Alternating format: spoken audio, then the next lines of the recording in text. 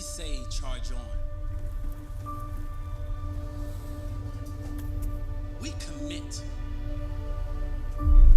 to do extraordinary things. It's a catalyst for action. To put in the work. To keep trying. It's a challenge. To be smarter and stronger. Charge on. It drives us to be more. To get after it every day. It's time to rise above. To let them know we're coming. Charge on. Charge on.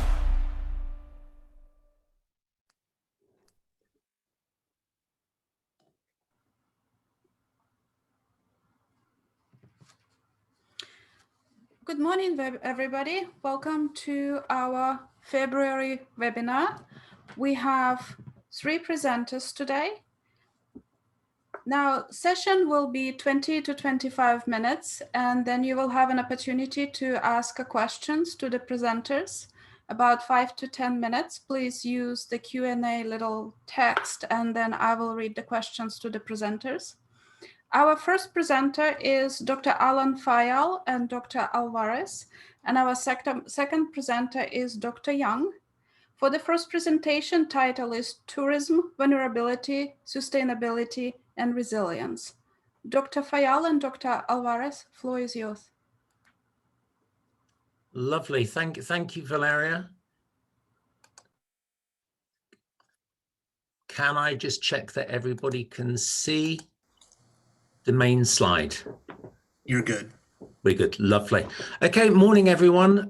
You may be thinking, why is Alan and Sergio doing a collaborative presentation? The answer is very easy. Both myself and Sergio independently, albeit with other groups, we were both very successful getting some UCF seed funding, literally about 2 or 3 weeks ago, to pursue grant activity. I got a small amount, Sergio got a large amount, but I'm not bitter. In both areas were in sort of tourism, vulnerability, sustainability, and resilience. So rather than present a single study, what we've decided to do is give you an overview of the type of things that we're doing, so why we got the money and where we're taking it. So it's a little bit more of a journey than a single study.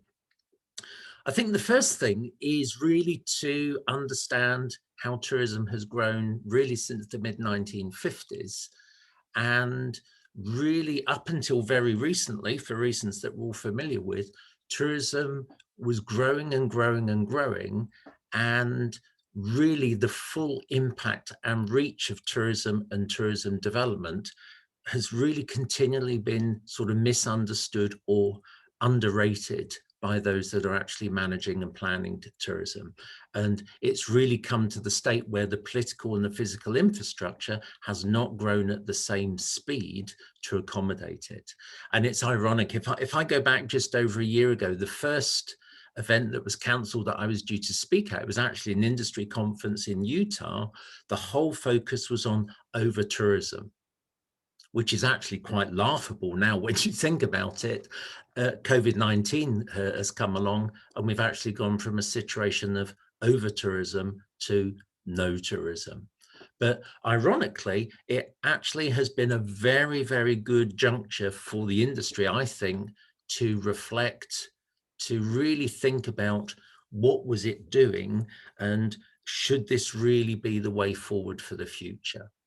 And I'm not going to read out the over-tourism definition, but essentially this was an outcome of many, many years of uncontrolled, poorly planned, poorly managed, and highly unsustainable forms of tourism. So it really is a collection of things. It's not something that really came about overnight. And academically, I guess one of the frustrations is a lot of the issues or solutions to the sort of current challenges of tourism, they've actually been there for a very, very long time. And I know myself, when I first came into academia, the first book I ever read on tourism was Tourism, Blessing or Blight, which goes back to the early 1970s. And one of the reasons I connected with it so strongly, my first ever international vacation trip was in 1974. So little did I realize at the time, when I was a little lad going to Spain on my vacation with my family, that really was the beginning of the sort of tourist boom, certainly in a European sense. And as you go through, I guess the frustration for the academic community is a lot of these issues were predicted. A lot of the solutions were there. It's more a case of how can industry actually implement what actually has been talked about for a very long time. And when I was pulling this presentation together, one thing that shocked me in a way, my very first paper was published in 1998 on the left-hand side. It was written in 1996. I realized, A, I'm very old, but B, that was 25 years ago. And this paper, I just checked before we clicked on, this paper has had 555 citations, which, okay, that's very good. But at the same time, it's quite depressing because what was said in this paper is still continuing to be an issue. So the speed of change or the speed of adoption to more sustainable and resilient forms of tourism has been a lot slower than perhaps expected. The really positive news, and a lot of this is actually good news, we live in an area where we are very lucky with the partners on our doorstep. And I include the city and the county here. And I think one of the things that the city of Orlando has done very, very well, and better than many cities, I hasten to add, it's taken a very abstract ideal, which has been the industry view of sustainability, and aligned what they're doing to a very clear set of policy objectives which come out of the Sustainable Development Goals, of which there are 17. And this is the Community Action Plan, which, as I say, is implemented thoroughly. The question that we asked, and it's the latter end of this presentation, how does this then relate to tourism and how a destination promotes itself as a sustainable destination? The county is also very active. And the interesting thing, I highlighted a couple of the bullets on the right-hand side. Orange County are positioning themselves as a major funding partner and also looking at data-driven goals. And I don't know if Jeff Benavides is tuned into this presentation, but the Director of Sustainability and Resilience for Orange County is a Rosen College alum. He did a hospitality major. So he's an individual who understands really what needs to be done at the industry and destination level. And just in two examples before I pass to Sergio to things that we're doing in practice to trying to get the students involved at the county and the city level. We're tapping into Orange County's Vision 2050 at the moment, and Jeff and Jared and Jennifer presented last week. We had our second workshop yesterday, trying to get the students to engage in these sort of SDG agendas for 2050. And this is another one that myself and Sergio have been doing with the graduate students, where the BCAP, this is called the Blue Community Consortium, which is a loose body of interested parties trying to push sustainability at the destination level, really just implementing what we were talking about back in 1998. These 7 destinations we're working with now, and it's using the SDGs from the UN, the United Nations, and the GSTC criterion. GSTC, which many of you know, is the Global Sustainable Tourism Council, a very, very, very good body. And very simplistically, the challenge is, and it goes back to the quote for the City of Orlando, taking something that's very abstract and bringing it in an accessible format to the destination so they can input the data, they can measure the data and benchmark and use the data as a form of decision making, something which has really been lacking in the past. We'll circulate these slides afterwards, but there's a few related publications, and certainly as we go through, we'll relate to some of these submissions that we've made. And as I conclude this part of the presentation, I call this energizing failure. This was a bid that was a 70% led by Maxim, one of our very talented PhD students. This was submitted about 8 months ago to the NSF. It's the first time really that I'd been involved.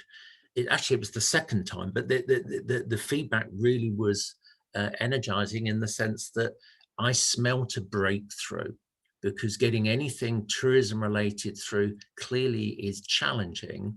But the feedback, this is just a short snippet, but this actually has been the catalyst for 2 or 3 other bids that we were working on at the moment. And there's a little bit of a glimmer of light that the NSF is now receptive. And it's primarily because the whole focus is on the benefit of tourism to the locals and the more sustainable form of management of places. And on that note, Sergio, I'll pass to you for your slides. Thank you. Thank you so much, Alan, and thank you for the opportunity to talk a little bit about the work that we're doing on vulnerability and resilience and the perspective that we're trying to bring to these topics. So to give you some idea of where, at least where I'm coming from, I came to these topics. Oh, can you go back real quick, Alan? I came to these topics as a practitioner, not as an academic initially.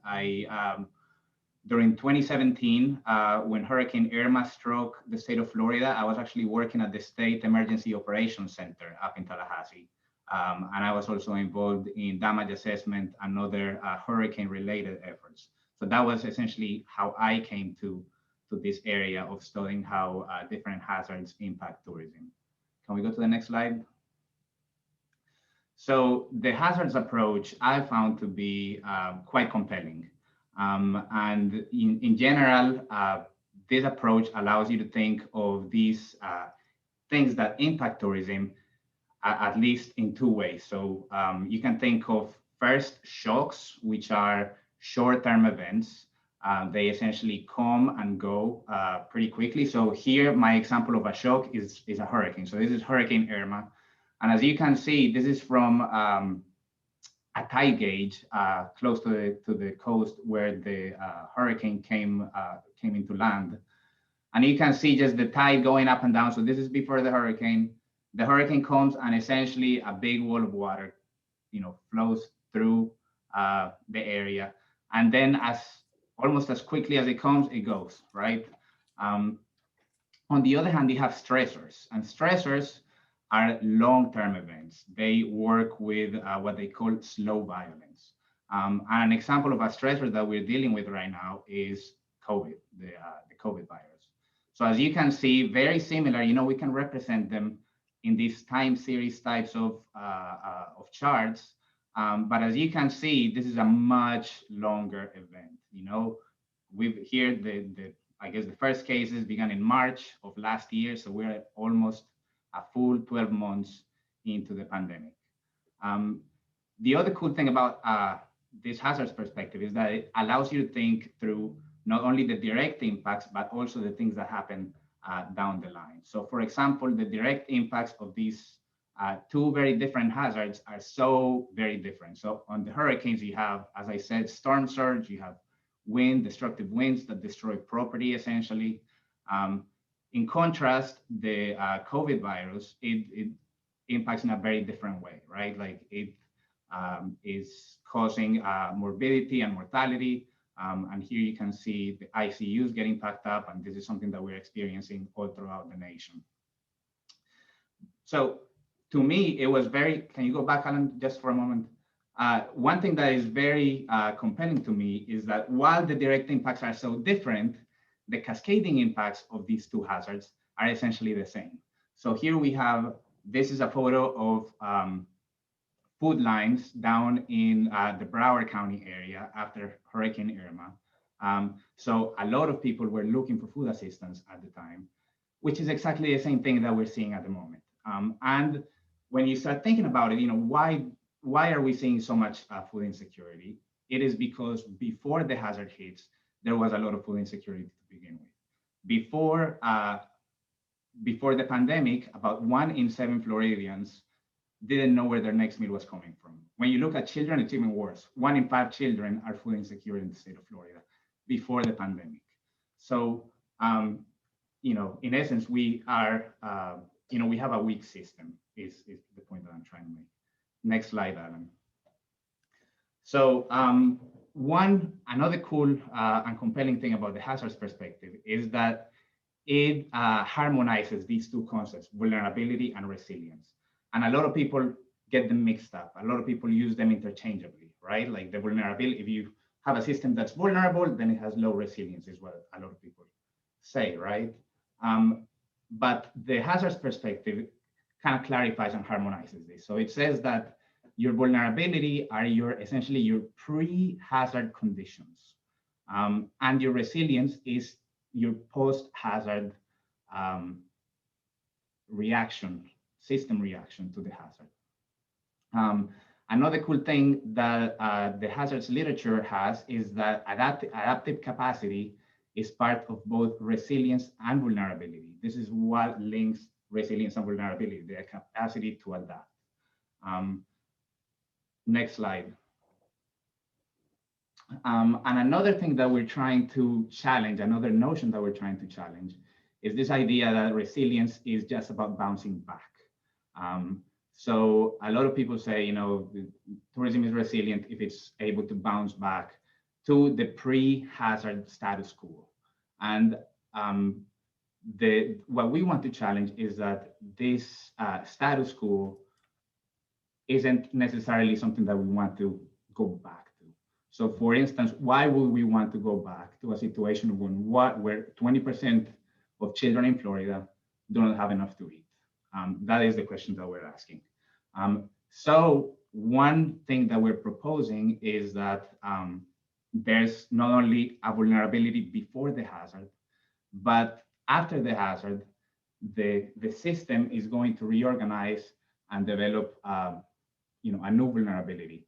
And depending on the resilience of the system, you can have essentially, the system may become more vulnerable post-disaster, where it can lead to collapse, or you can bounce back worse than before.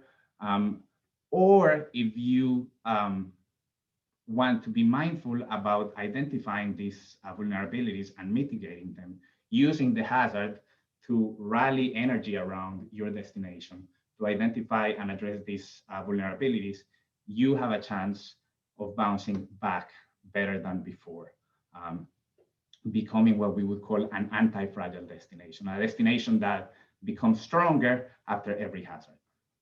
Next slide, Alan. So to do so, what we're proposing is that destinations look at the different dimensions of vulnerability that exist within their system. And we have identified at least 5 different types of vulnerability, or 5 different dimensions. One is physical vulnerability, and physical vulnerability arises because humans have put assets in the hazard zone. So for example, when you look at coastal tourism, most of the coastal tourism is right by the waterfront. Most of your hotels, your restaurants, and the like, they are right by the waterfront, where they are exposed to things like sea level rise, storm surge from tropical cyclones, these kinds of things. You also have social cultural vulnerability, which is the differential susceptibility of different groups of people. And one thing that is really interesting in tourism is that in many cases, the tourism workforce directly overlaps with the most vulnerable people in society.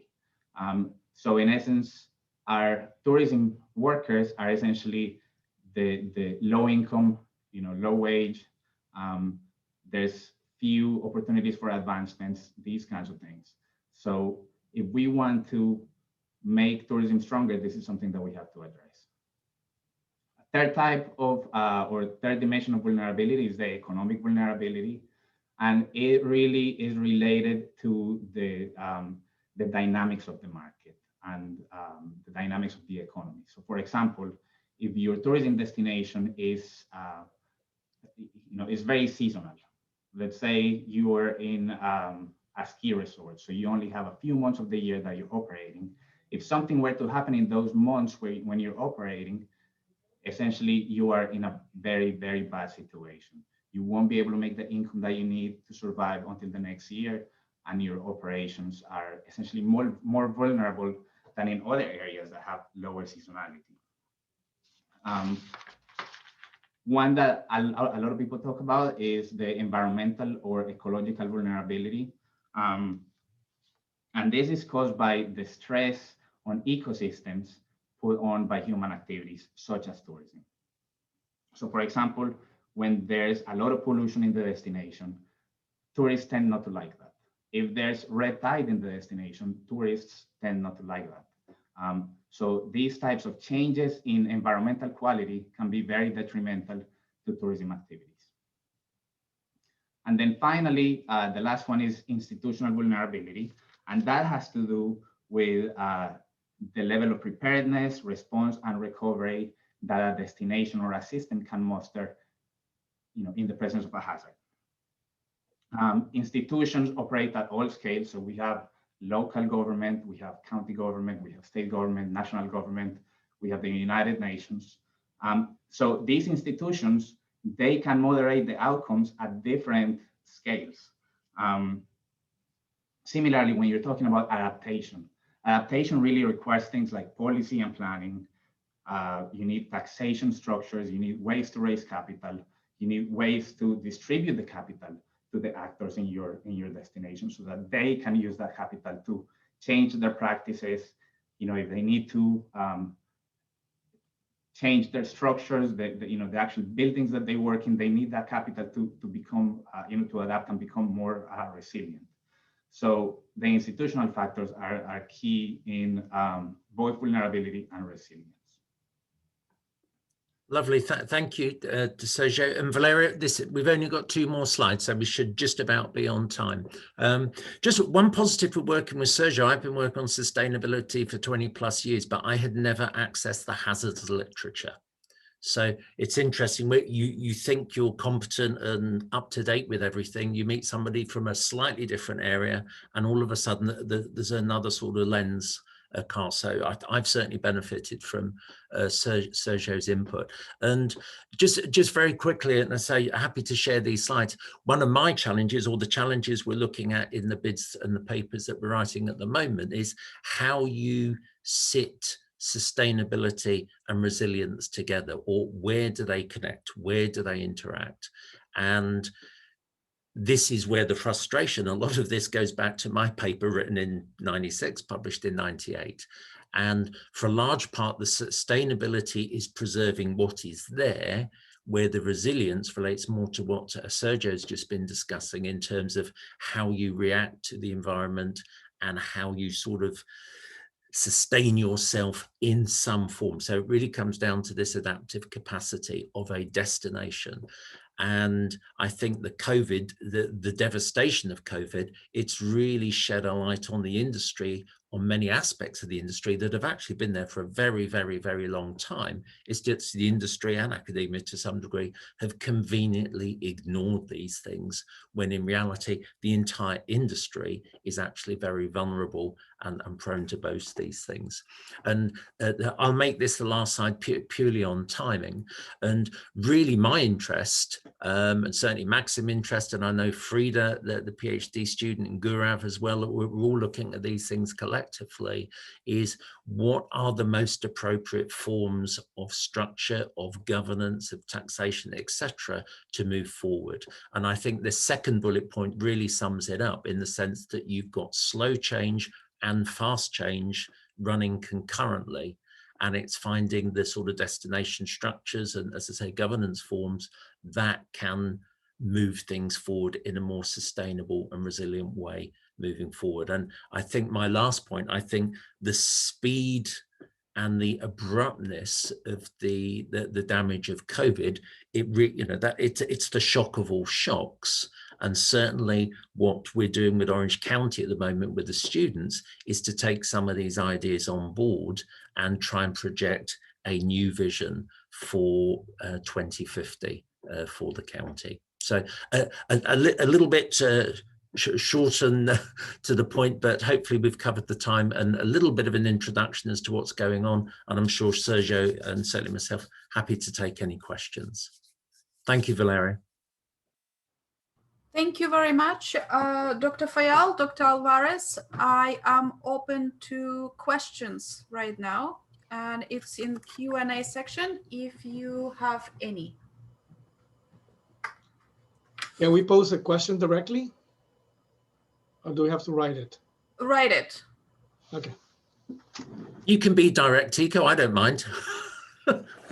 But since it is your question, we can hear you. You can do the verbally. I cannot see the Okay. Well, thank you, Alan and Sergio. A very interesting presentation. What we have seen, for example, with COVID is the issue of people working together. I'm afraid sometimes that we as scholars, we look at from the problems from a lab perspective. But the most important thing is, as we have seen lately, is that people don't get along very well. They distrust each other, they have different values. And so, for example, even with the vaccine right now, people don't trust it. Yeah. So that's the issue, how we put people working together. So it's a behavioral issue here. So how can we, and put that behavioral problem into the perspective of resilience and vulnerability? That's a great question, Tico. The vulnerability and resilience, they both consider this, some of these social dynamics that you're describing. So for example, it is said that a community will be more resilient if it is more, there's more civic engagement, for example. If there are more community organizations that are, helping people out in the community, if there's more churches, if there's also more social homogeneity, so that, as you say, there's less points of view, that people are fighting less, people can get to an agreement faster. Now, I take challenge to some of these ideas, because I'm like, okay, so what you're saying is that if we just build a bunch of churches, we're gonna become more resilient. And I don't think that's the case. So I don't really have an answer for you, Tico. The one thing that I can tell you is that vulnerability and resilience, that the frameworks do consider sort of these social dynamics and the likelihood that people won't be able to come to agreement as part of things that make your community more vulnerable and less resilient. Yeah, and if I could just add, Tico, it's an excellent question, and certainly at the city and the county, it all comes down to the people that are being appointed to lead these roles. They're very bottom-up individuals, they're very community-focused individuals, and they're focusing on tangible outcomes, so people actually see things. The problem you have for tourism is the destination goes beyond the city, it goes beyond the county. So within the political groupings locally, things actually are working very, very well. The challenge is it's how you spread that, and then you get all the issues with the personalities, the mindsets, and what have you. But I think where particularly the city, who's got a slight edge on the county just because they started a little bit sooner, it's small community, tangible change. And over time, the city department's grown from about 1 to 2 people to about 17, because they're laser focused on things that people see that make a difference, and then scaling it up. Can I have a follow-up question, probably very quick? So appreciate the information presented, Alan and Sergio, great information. So this really triggers me to ask the question of why research, right? Why we have to do research? What is the end point of doing research? So obviously, each of us is doing, something we consider to be important, right? But when you look at the streams of research, even within the Rosen College, I would say that many of us are doing tools or vehicle related research, right? Whatever we are looking at, whether it's a sustainability, smart, related economies, perception, satisfaction, and so on and so forth, right? So, but what is the end goal? I think, your research, really, makes me to think about the end goal of research. My understanding of end goal research probably is very similar to these type of issues. This is definitely one of the keywords, but additional extension might be the well-being. So if you use the loose definition of well-being, well-being refers to, of course, well-being of people. In a destination environment, it is the local residents, the well-being of those people, the quality of life of those people, and what is the impact of the tourism industry, on those people, right? It refers to the well-being of the visitors, for sure, but also more importantly, well-being of the environment, the natural resources to support the destination, right? So I think, that is a really interesting approach, right? The other thing I find it interesting is that, Sergio, you mentioned about the shocking mechanism, right? And a lot of times I find that, these destinations are really many destinations are really taking a reactive approach rather than proactive approach to look into these things, right? So take Orlando as one example. Yes, it's great to be the #1 destination in North America to, welcome 75 million visitors. It's great, right? But suddenly, we realize that, that puts a lot of pressure on the transportation grid. And then we realize, we wake up and say, hey, we have to do something about this, and that triggered all these projects, I-4, all these, highway systems and the rail systems right now we are talking about, right? And then recently, last year or this year, actually, we formed another committee within the county and the city to look at the affordable housing related issues, because we realized that, with the development of the tourism industry, that creates that problem, right? So, I'm a little bit, sometimes, concerned with, the growth-led research. Yes, tourism industry, the more the merrier, and so on and so forth. But at the same time, it also carries with it a lot of other negative things, so these things really require proactive thinking in the kind of, policy implementation or planning aspect, rather than say, hey, we develop this and then we are faced with different sets of challenges, and then we're going to respond to those challenges, right? So those are my two. And Dean, if I could add one line, because I know Valeria's going to move on, the one line to explain why is the city, the county, and certainly destinations like New Smyrna Beach and Marco Island and Naples and the Everglades down in the southwest, the reason they're supporting all this work is purely and simply is to improve the well-being of residents in response to tourism. That's the bottom line. If we weren't addressing that, we would not get their support, period. Yeah, so great stuff. Great stuff. Thank you. Thank you. We have 2 questions from the audience, but unfortunately we have to move with the next presentation due to the time. Dr. Yang is our next presenter. He is a visitor. Thank you very much for agreeing to be part of our colloquium. He's assistant professor at Electrical Engineering UCF and member of Society for Neuroscience. Floor is yours, please. Okay. Can you see my screen? Yes. Okay, great. Good morning, everyone. First of all, I would like to thank the Rosen College and especially Valeria for providing me this opportunity to taking part in this colloquium. So I'm an assistant professor in the Department of Electrical and Computer Engineering, as well as the Disability, Aging, and Technology faculty cluster. So I'm from CECS. And today, I think I'm going to talk a little bit about my research in moving towards personalized healthcare using closed-loop brain-machine interfaces. So this research might have a different flavor. It's more biomedical engineering and neuroengineering. So feel free to type in your questions, and I can try my best to answer them at the end of the talk. Okay, so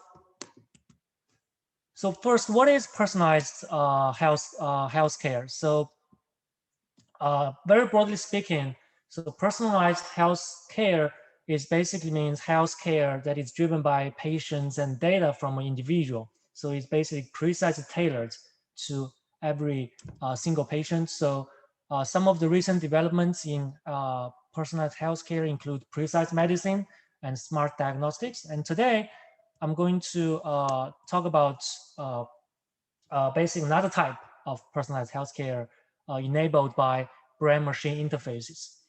So what is a brain-machine interface? So a brain-machine interface is basically any interface between the brain and an external machine. For example, it can be a computer. So basically the brain-machine interface builds a direct communication or control pathway between, for example, the computer and the brain. And in healthcare, we care more about the human brain, of course. And what BMIs can do. So such BMIs, for example, can be used for rehabilitation, for example, restoring motor functions in people who have paralysis. It can also be used for treatment of various neuropsychiatric disorders such as depression, chronic pain, PTSD, etc., and etc. And also, it can even be used for providing critical care in the intensive care unit or ICU, for example, providing precise and well-controlled anesthesia care in the ICU. So we will cover these topics shortly. So broadly speaking, there are two types of brain-machine interfaces. When you think about the communication or control pathway, right? It can be both sides. So for one direction is basically use the brain to control the external device. So it's the control demand is from the brain to the machine. So in this type of brain-machine interface, one typical setup is basically we record electrical signals, for example, from the brain, and from that, we basically estimate the intention of the person. For example, how they would like to move their hand, how they would like to execute their finger movements, etc., etc. And once we get that information from their brain signals, we basically use them to drive an external device, for example, robotic arm, okay, to actually execute that movement for the patient. And of course, when the robotic arm is moving, the patient is also looking at the movement of the robotic arm. So that provides what we call sensory feedback because they can see it. And this goes back to the brain. And this particular loop here is what we call a closed loop because it's kind of like a closed loop interaction. And more technically, so in this type of brain-machine interface, we basically model the brain as the controller, or you can imagine the brain is basically the commander. It basically sends out command to the external device, which we call the plant, to be controlled, and then executes the movement. And such brain-machine interface has very nice application, for example, to restore motor functions for people with paralysis. So such brain-machine interface begins their development roughly in 2000s, and then after 2 decades of the development, so in recent years, so what people can achieve is that when for paralyzed patients, so they can just sit there and then use their brain signals to instruct a robotic arm to, for example, do things for them. So here I'm including one video from the Brain Gates project conducted by Brown University and Massachusetts General Hospital. So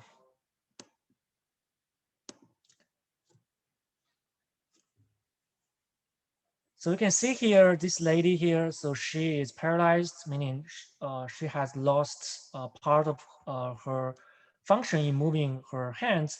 So what she's trying to do here is she's trying to asking this robotic arm to move this bottle of water toward her, and so she can drink from it. And the way she does it, it's purely through the brain signal. So you can see here, there's the chamber here. So basically, this chamber is connected to a set of small electrodes, okay, that is implanted inside her brain. And then basically what this computer here is doing is it records the brain signals and analyze that and try to interpret what this lady is thinking, how this lady wants to move the robotic arm. And then once the computer figures it out, it sends the command to this robotic arm so that the robotic arm can take the bottle of water towards the lady, and she can drink from it.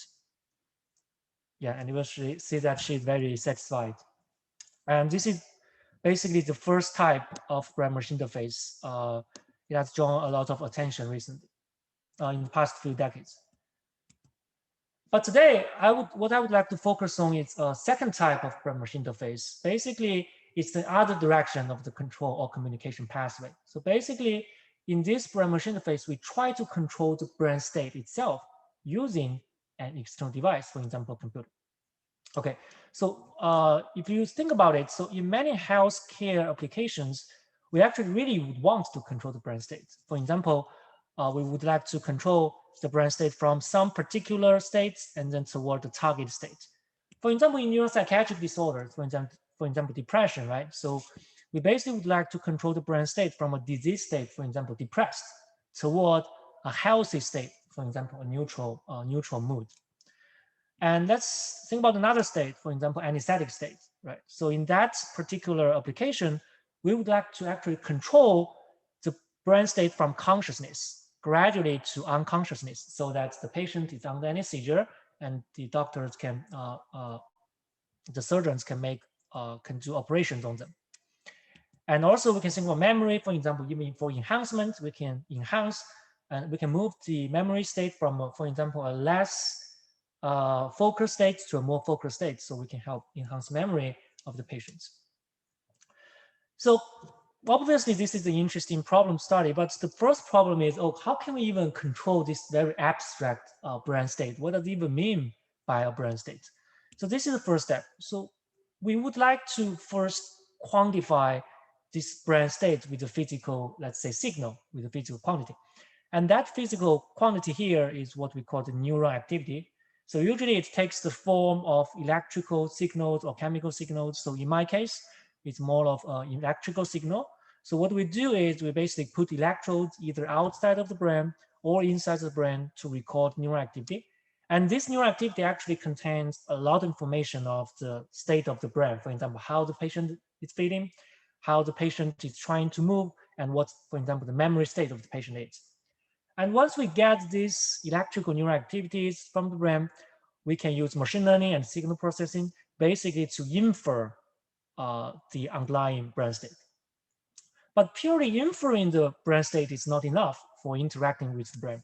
We still need to know how to change these brain states. For example, make the depressed patients, like for example, improve their mood.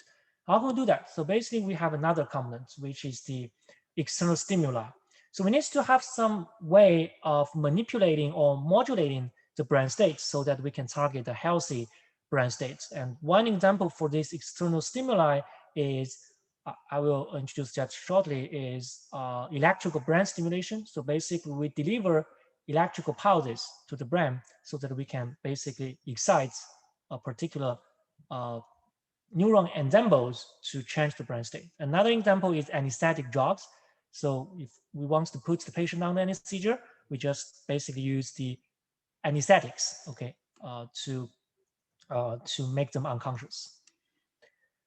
And then based on these two components, so what I have proposed in the past few years is to basically using the closed loop system that can in real time observe the neural activity, okay, and then infer the brain state in real time and use that information to adjust the external stimuli delivered to the brain so that we can in real time have this intelligent system that really targets a healthy state. So this is really like automobile cruiser system, okay? So basically is in real time monitoring the condition of the car and try to maintain a constant speed. And in this case, we are in real time monitoring the brain activity and try to keep the brain state at a healthy level. So this is what we call a closed loop brain machine interface. This is called closed loop because we have a loop here that observe neural activity, use that information, and then deliver stimuli back to the brain. So this is a new type of brain machine interface. And as I mentioned before, so in this brain machine interface, more technically, the commander now is no longer the brain. The commander now is the computer, is the machine. Okay, it basically tries to deliver some stimuli to the brain to control the state by providing neural activity as the by using the brain activity as feedback. Of course, the target is to keep the brain at a target healthy level. And basically, my lab and my previous work also basically focused on developing closed loop algorithm technologies for realizing such systems. And as you can already see, this research area is pretty interdisciplinary. So basically, we what I do is I bring tools from systems and control theory, machine learning, and also knowledge from neuroscience, so that we can develop such systems. And in the next like 10 minutes, I will briefly talk about two applications of this closed loop brain machine interface. One is for treatment of neuropsychiatric disorders, and the other one is for automatic anesthetic delivery. And major depression is it's one leading cause of disability worldwide. So 16.2 million adults in the US actually had experienced at least one episode of depression in their lifetime. And 33% of them are treatment resistant, meaning they don't respond to current treatments. And that is 5.3 million patients in the US alone. And for these treatment resistant patients, so one way for helping them is to use this technique called deep brain stimulation. So for this technique, what it does is basically it implants an electrode inside the brain and then delivers these electrical stimulation pulses through the electrode to basically regulate the neural activity with the purpose of alleviating their symptoms. And you can imagine this as a pacemaker. This is not a pacemaker for the heart beating, but this is basically a pacemaker to basically help the brain generating more healthy, for example, activities. And current treatment for depression is using electrical brain stimulation is what we call open loop, meaning basically the system basically delivers electrical stimulation to the brain without in real time monitoring the activity of the brain. And it has some promising open label results, but double-blinded sham-controlled clinical trials have shown variable efficacy of this approach. So the approach that our group developed a few years ago back in my PhD at University of Southern California is this closed loop idea. Basically, we propose to build a closed loop controller that can in real time monitor the neural activity and then infer the mood state, for example, of the brain, and use that to adjust the amount of electrical stimulation we deliver to the brain so that we can clap or we can maintain the we can change the depressed mood to neutral mood, for example, and maintain it there. And currently in the literature and in this area, there's no closed loop treatments exist for neuropsychiatric disorders. So this is really the first step toward that. And when you think about this particular problem of developing this system, right, there are at least three major problems to solve. So first is how can I, for example, infer mood from the neural activity? That's step one. And step two is we need to understand how electrical stimulation affects the neural activity. Basically, that's like saying, oh, I need to know how the gas, how the amount of gas can influence the speed of the vehicle to be able to control it. This is the same principle here. And once we have these two knowledges, then the third question is how can we design a controller that can really help us to achieve this closed loop system. So very briefly, I'm going to present main results for these three components. The first is about decoding mood in human subjects. So decoding mood is difficult. It has not been demonstrated, mainly because mood is a complex struct that people do not have much knowledge about. And also it's very difficult to measure, meaning if I want to learn, for example, how to associate neural activity with mood, I need to probe, like collect or observe mood from the patient, but it's difficult. So the best way to observe mood from the patient is using self-report questionnaires, and the patient can only fill a few questionnaires per day. So that basically makes the mood measurement sparse. So we did an experiment with neurosurgeons at University of California, San Francisco. So what we do is to get the brain signals, we use these what we call ECOG electrodes that are implanted inside the brain, that put on the surface, really on the cortex, and then we record this neural activity. At the same time, we use a questionnaire to ask them how they feel. And then what we do is we use a machine learning technique to relate the brain signal and the questionnaire scores, and then we build a model that is predictive. So this work was published in 2018 in Nature Biotechnology as the cover article. So basically, we have achieved successful decoding of mood in humans. So if you look at our decoding results, so you can treat the this x-axis as the actual mood, and the y-axis, of course, is the predicted mood. And we see that if the prediction of mood is perfect, it would lie in this 45-degree line. And we see that our predictions, the stars, are actually pretty close to that, meaning our approach successfully can basically predict or infer the mood state from neuron activity. But even if we can decode mood, right, as I mentioned before, we still need to understand how electrical stimulation affects neural activity so that we know how to control it. And this is basically our second part of this system, basically try to model how electrical stimulation affects neural activity. And of course, this is also a difficult problem, especially because the brain network organization is not well understood. So we can only do what we call black box modeling, meaning we should assume that we know rarely anything, okay, about the brain. So we just need to basically let the data speak and try to collect data, and with the data, we build a model from it. And of course, we also have high dimensional data, a high dimensional neural activity, but only limited data. So we need to have an algorithm for effective learning. And the good news is that we have developed a data-driven machine learning modeling framework for this. And with collaboration with Animal Lab in New York University, so Dr. Passaran's lab. So we have been able to implant again these small electrodes, this time really inside, deep inside the brain. It's no longer on the surface. It's actually implanted like into the brain tissue. So that's what we call intra cortical. And we basically can record these high dimensional, what we call local field potential brain signals from them. And then we use our model and try to predict their response to stimulation. So what we do is at the same time, we deliver electrical stimulation to the brain and use our model, we can see that purely by looking at the stimulation, right, I can use the model to predict how the brain responses, and this is the red line.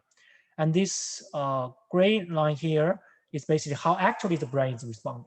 Okay, so this, you can see here that our model is actually doing a pretty good job in predicting how the brain should respond. And here I'm basically showing we did multiple trials of this, multiple locations of stimulation. And these colored dots here are the response locations, and these crosses are where we stimulate. And these traces here again show that across the brain we can do pretty good prediction.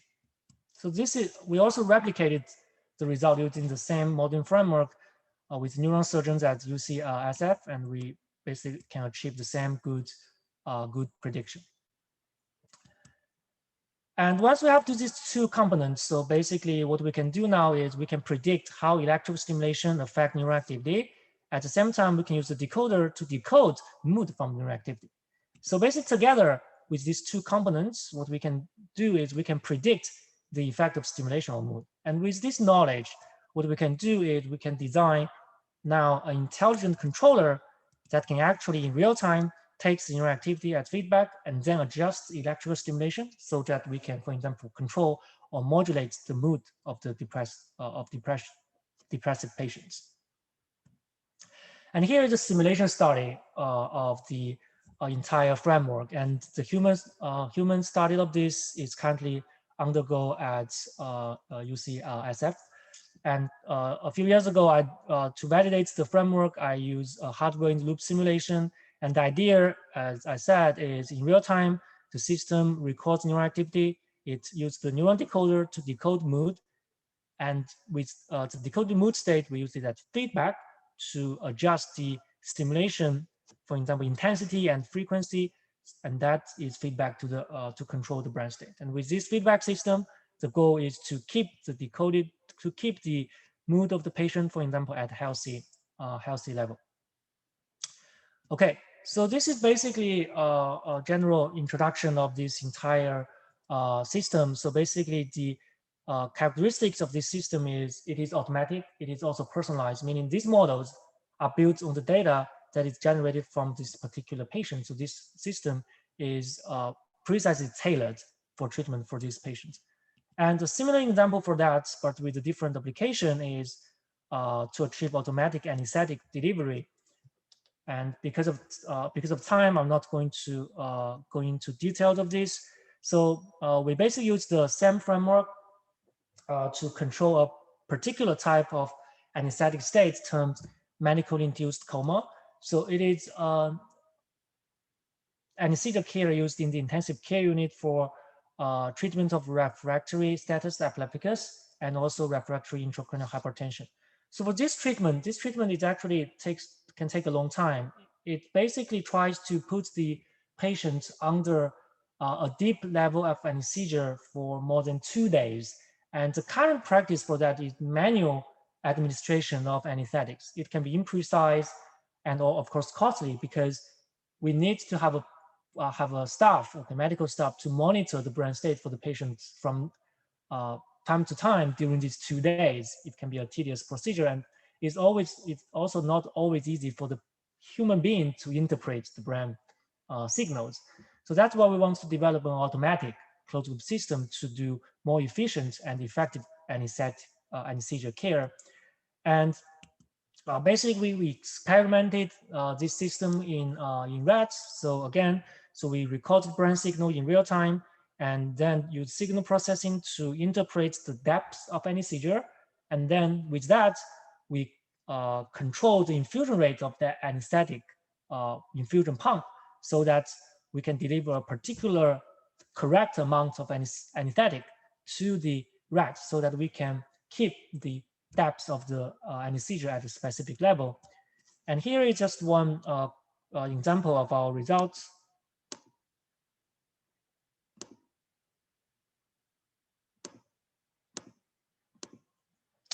So we can see this first panel is the real-time brain signal. And second panel is, here I'm showing the target level of anesthesia. And this black line here is basically the controlled level of anesthesia. And we show that we can achieve this in multiple rats, and basically we are successful in maintaining this in rats. And next step is, of course, to move to the human subjects. And of course, very quickly, so for the research that I'm currently doing at UCF is basically try to extend this framework to, for example, nonlinear control using neural networks to improve the control accuracy, and also to use non-invasive systems, right? So the systems that I have presented up to now, they require surgeries to plug in the electrodes inside the brain, but there are also techniques that can basically interact the brain without doing surgeries. Basically, we try to use the transcranial magnetic stimulation and also what we call EEG to send signals from the outside of the brain, and also using magnetic fields to interact with brain. And also here, we can adopt the same closed loop idea, for example, for developing systems for treatment of depression. And of course, in anesthesia, to make it clinically feasible, we need to consider multiple technical difficulties, for example, simultaneous delivery of multiple drugs, and also control of not only the brain signal, but also using other vital physiological variables such as heart rate and blood pressure. And this, again, requires nonlinear control techniques. Okay, so most of the presentation I covered today are done during my PhD at the University of Southern California. So I would like to thank my advisor and my collaborators and the previous funding. And since I joined UCF last August last year, so I've been setting up my own lab using the non-invasive neuron technology. So here you can see that my student is wearing a cap. Okay, so these are small electrodes that can sense the brain signals, and the brain signals are displayed in this monitor. So we can do many of the exciting things like inferring different kind of states using also such systems. So I think with that, I would like to thank you, and I'm happy to take any questions. Thank you so much, Dr. Young, for very insightful presentation. We have a little bit of time for Q&A if there are questions to Dr. Young.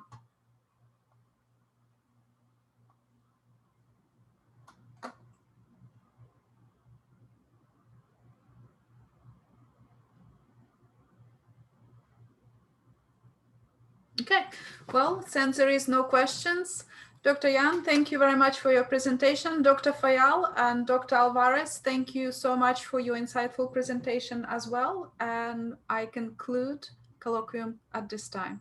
Thank you. Thank you.